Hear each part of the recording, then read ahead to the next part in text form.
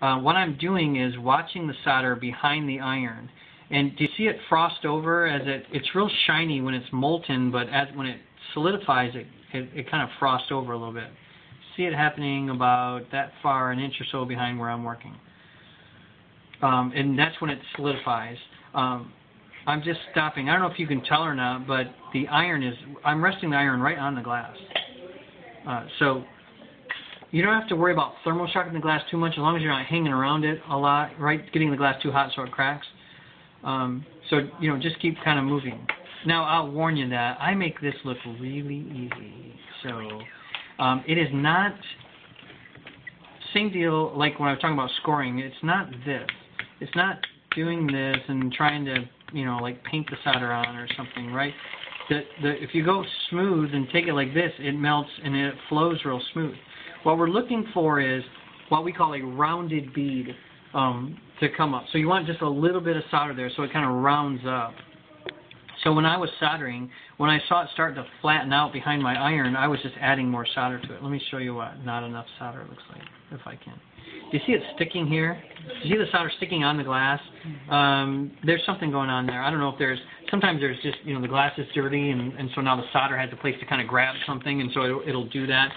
Sometimes it's maybe not enough flux, so I come back in, and usually I have enough flux on my brush, and I just hit it with a little flux, and then come back through and melt through that. You see how it pulled that off the glass a little bit? Anyways, there's still something there, but yeah, you see how now it's a little smoother looking. Once you work these seams, then you can come back to that big one and work it. One reason why we fill that first and let it harden is we want it to cool down a little bit. If you get this too hot, what happens is the solder is just going to melt through the other side. It actually does something that we refer to as a bleed through, and it'll just, you know, end up, all the solder ends up on the opposite panel. I don't know why it did that. That was weird. Why did it do that?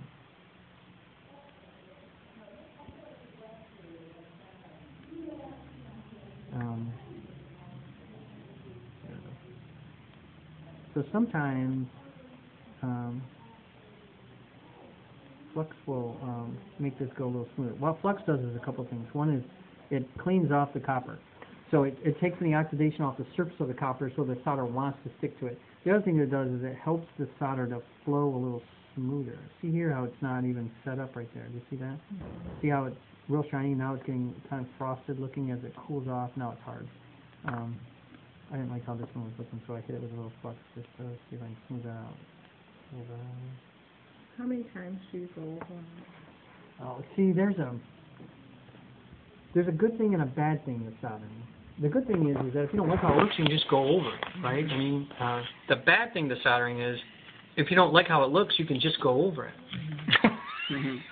So the problem is just you can just keep going over it. You know, it's one of those things where you can just never stop because you just keep thinking, oh, I can make this look better, so you go over it again and you go, oh, I can make it look better. I mean, in reality, you could solder today, and then next week, if you don't like the look of it, you could hit it with flux and you could just solder back over it again.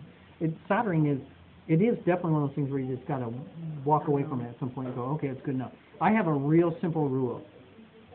I say if it's too hot to touch, it's too hot to solder, because what happens with people is that you get real hung up in trying to make this look perfect, and you'll just keep soldering it and soldering it and soldering it, and then before you know it, you got to bleed through, or worse, you do thermal shock the glass. You get it so hot that it just cracks. I've seen it happen lots of times, more times than I care to say.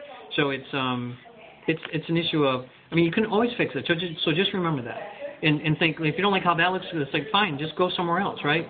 Come over here where it's not hot, and you got these seams to work, solder these seams, and then when that one cools down so you can at least get your finger on it, then it's cool enough to go back in and retouch it up. So, but what you do is, we say you solder 3 sides. You solder this side, you come back over. I don't have to tack solder this, right, because it's held together, so now we solder this side. Then you'll have to flip over and probably touch up the front side, so that's where the third side comes in at. So we're going to come in here. I'm just going to do a couple because I think you've sort of seen me solder. You probably don't need to watch me do the whole thing. I wanted to show you just a couple other things. I didn't flux this. Do you see how it's not really flowing real nice, and I'm getting this double line for some reason, which is kind of odd. I don't know why that's doing that. I didn't flux it. I didn't do it on purpose because I wanted you to sort of see what's happening. This is when the solder is kind of irregular and not sticking and kind of coming off onto the glass. It is it's a couple of things. One is maybe your iron's too cool, or maybe there's no flux. Now, the irons that you guys have and the iron I'm using, is the iron being too cool shouldn't be an issue. These have a built-in regulator that controls the temperature. So on mine, this one is always 700 degrees, which is nice. Yours is actually run at 750, which is even probably nicer. It's hotter. So people that know what they're doing, they can move a little faster, right?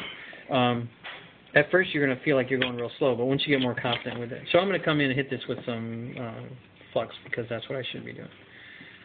Let me show you what, maybe this will help me show you what too much solder looks like.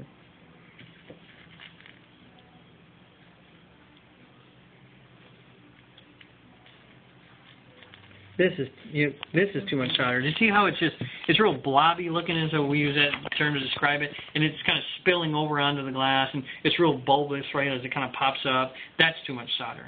So usually when you're at this stage of the game, it's not a big deal, because I need to solder all over here. So I'm just going to drag it somewhere, right? I'm hitting it with a little bit of flux. I don't know if I got that seam or not, but I can heat this up and just drag it. Sometimes it will fall off the iron, which is what it's really doing, and it's going somewhere else. It's just staying there because it doesn't want to go. But I can drag this part at least down here, right? If you're trying to pull solder off, this is where we use a flat part of the iron. Do you see how that's starting to come off a little bit? That's too. So it won't really adhere to the glass. No, it doesn't. Do you see that little solder ball? Sometimes people, that freaks them out, and they're like, oh, I got a solder ball. Or sometimes you'll be doing this, and you'll go, oh, and it just drips, right, by accident. And so the tendency for a lot of people is to come in and try to pick that off, which is not a great idea, because it's about 500 degrees or something, and it'll just burn your finger. It won't stick on the glass. So just let it. I never worry about anything that drips and falls, because it will just eventually just come off. Sometimes it doesn't come off till you take it to the sink and clean it up, but as long as it's hot, it'll probably stick there, and it might burn your fingers. So just totally ignore it is what I used to do. So let me try to salvage this real quick, because that's not looking very good. The other thing you don't want to do is what I'm going to do. Don't do this. Try to pick it up and think you're going to use it somewhere else, because all you're going to do is you're going to heat the glass and end up thermal shocking it. So just, like I said, let it go. I mean, if you really want to save it, just wait till it cools off, knock it off, and then pick it up off here, off the table, right? That's a whole lot easier to do. So I might need some more flux. It's been a little while since I've grabbed any. But that thing is, so we can pull some of this off, and then I can, set it over here. See how much better it's behaving now that I put a little flux on it? See, I could probably drag those over there if I was on the ball. I do knock off, one of the things I was doing over there was just knocking off some of that excess solder, because I didn't like it, I didn't really need it. But you see, I mean, anything can be salvaged when it comes to soldering, really, and sometimes you just gotta say it's enough and let it go. These things, like I said, I'm not even worried about. They'll come out. So soldering, right? I mean, I could keep working on that, but why?